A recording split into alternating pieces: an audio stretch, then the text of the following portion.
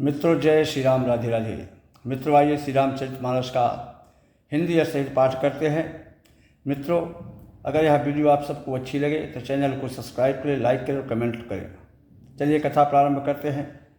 चंदु चवै बरु अनल कन शोधा होय विषतूल,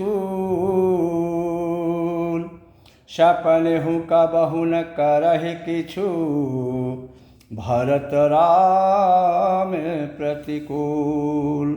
चंद्रमा चाहे शीतल किरणों की जगह आग की चिंगारियां बरसाने लगे और अमृत चाहे विष के समान हो जाए, सपने हो कबहु न करहि किछु, भरत राम प्रतिकूल।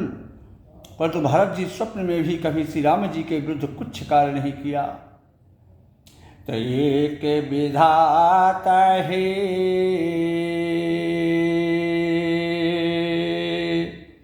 दोषनो तेहि,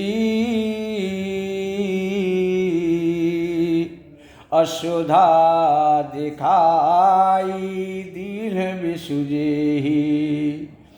खर भरु नगर सोचो सब काहू, अदुषाह दाहुर मिटाऊ छाहू। एक विधाता ही दूषण दीहि।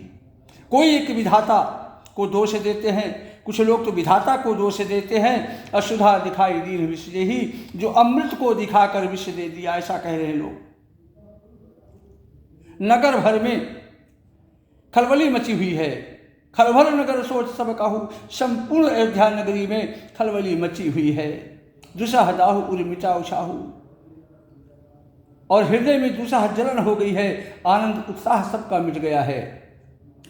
ब्राह्मणों की स्त्रियां कुल की माननी बड़ी बूढ़ी और जो कैकेयी की परम प्रिय भी थी, वे उसके शील की सराहना करके उस सीख देने लगी, पर उसको उनके वचन बाण के समान लगते हैं कैकेयी को। तो भरत न मोहे प्रिय राम समाना, असदा कहू यहु सब जग जाना। करहु राम पर सहज स्नेहु, और कहीं अपराध आज बन देहु। कुछ नगर की बूढ़ी सियानी स्त्रियाँ कह रही है कि हे कैकेयी, तुम तो सदा कहा करती थी कि मैं श्री रामचंद्र जी के समान मुझको भरत भी प्रिय नहीं है, तो फिर आज ये कैसे हो गया? करहु राम पर सहज स्नेहु, श्री रामचंद्र जी पर तो तुम तो स्वाभाविक स्नेह करती थी, प्रेम करती थी, आज किस अपराध में तुम उन्हें बंद देती हो?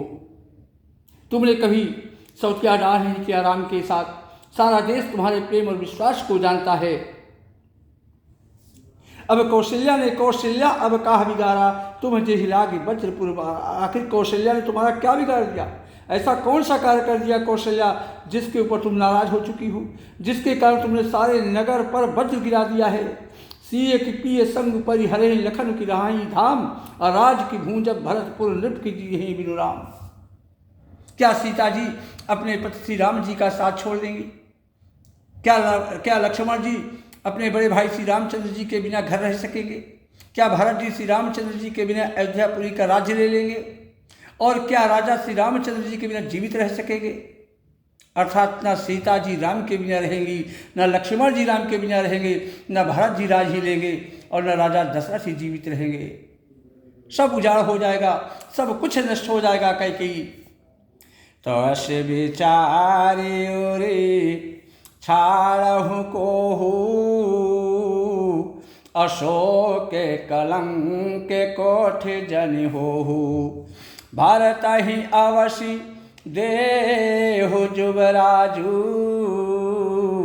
अकानन का राम कर काजू। हृदय में ऐसा विचार कर क्रोध छोड़ दो, शोक और कलंक की कोठी मत बनो। भारत ही अवश्य देहु जुबराजू, अकानन का राम कर काजू। तुम भरत को अवश्य राज तिलक दो, पर श्री रामचंद्र जी का वन में क्या काम है? उन्हें वन में क्यों भेज रही हो? श्री राम जी की राज्य की भूखे नहीं है। नगर की बूढ़ी स्त्रियाँ कह रही हैं कि हे कैकेयी, श्री राम जी राज्य के भूखे नहीं हैं, वे धर्म की धूरी को धारण करने वाले और विषय रस में रुखे हुए अर्थात उनमें उनकी कोई विषय शक्ति है ही नहीं। इसलिए तुम यह शंका न करो कि श्री राम जी वन को नहीं गए तो भारत के राज्य में विघ्न करेंगे। गुरु गृह बसहु राम तज गेहू और नृपसन असबर दूसर लेहू। तुम बिल्कुल अपने मन में ऐसा संदेह मत पालो कि अगर राम जी वन को नहीं गए तो भारत जी के वनवास, भारत जी के राज्य तिलक में विघ्न पैदा करेंगे। अगर इतने पर भी तुम्हारा मन न माने तो गुरु गृह बसहु राम तज गेहू और नृपसन असबर दूसर लेहू। तुम राजा से दूसरा ऐसा वरदान मांग लो कि श्री राम घर छोड़कर गुरु के घर पर रहें। तो जो नहीं लगी हूँ कहे हमारे और नहीं लागही कछु हाथ तुम्हारे। जो परिहास कीन्ह कछु होई और तो कहीं प्रगट जना बहु सोई। इतने के बावजूद भी नगर की बूढ़ी स्त्रियां कह रही हैं कि हे कैकेयी, जो नहीं लगी हूँ कहे हमारे। यदि तुम हमारे कहने पर नहीं चलोगी तो तुम्हारे हाथ कुछ भी नहीं आएगा, तुम्हारे हाथ में कुछ भी नहीं लगेगा। यदि तुमने कुछ हंसी अगर की हो तो उसे स्पष्ट रूप से कह दो, जना दो कि ये दिल्लगी है, ये मैंने हंसी की है। राम सरीखा पुत्र राम सरिस शतकानन जोगु काह कहे सुन तुम कहु लोगु। अरे राम सरीखा पुत्र क्या बन जाने की योग्य है? यह सुनकर लोग तुम्हें क्या कहेंगे? महारानी कैकेयी, जल्दी उठो, उठो बेग सोई करहु उपाई जेह विध शोक कलंक नसाई। जल्दी उठो और जिस प्रकार से हो सके, जिस उपाय से हो सके वही उपाय करो और शोक और कलंक का नाश हो जाए। तो जेहि भांति शोक कलंक जाई उपाय करि कुल पालही। हटि फेरु राम ही जात बन जनि बात दूसर चालही। जिमि भानु बिनु दिनु प्राण बिनु तनु चंद्र बिनु जिमि जामनी। तिमि अवध तुलसी दास प्रभु बिनु समुझि धव जिय भामनी।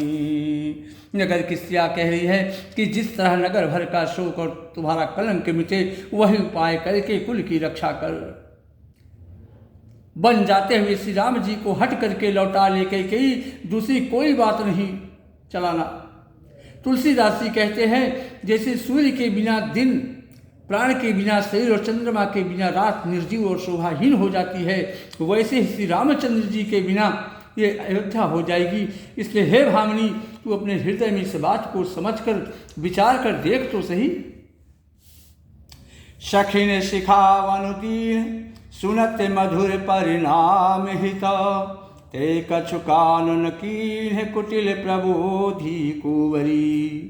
सखिन शिखावन दीन सुनत मधुर परिणाम हित।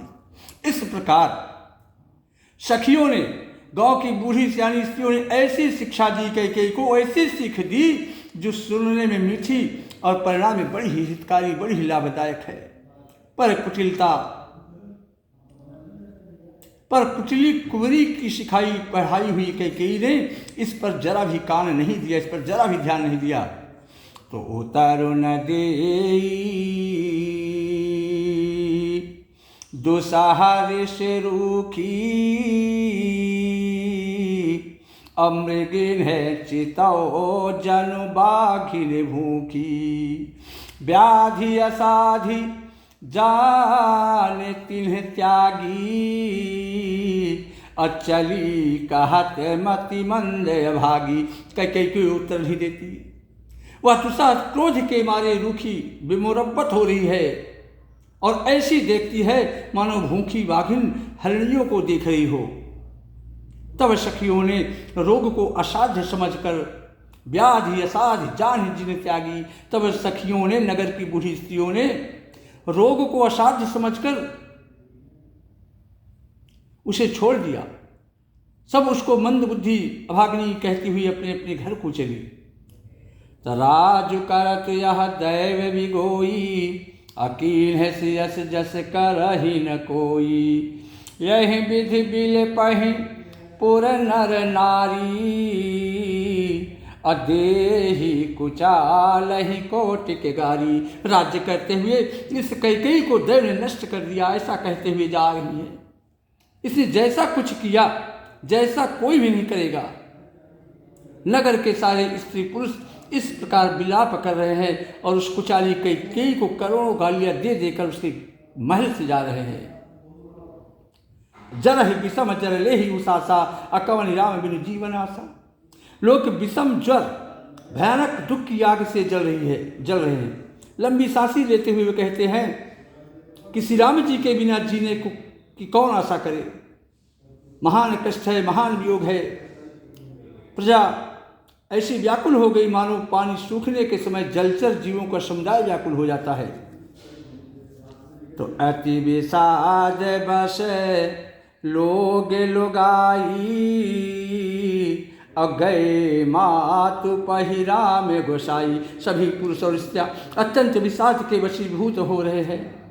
स्वामी श्री राम जी की माता कौशल्या के पास गए।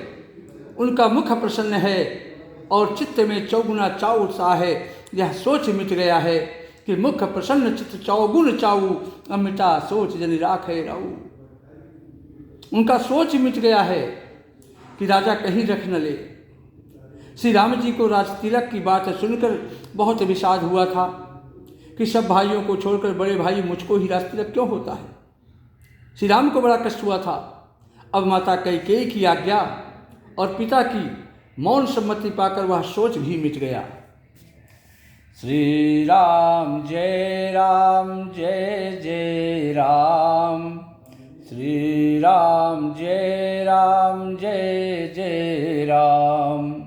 जय श्री राम। राधे राधे।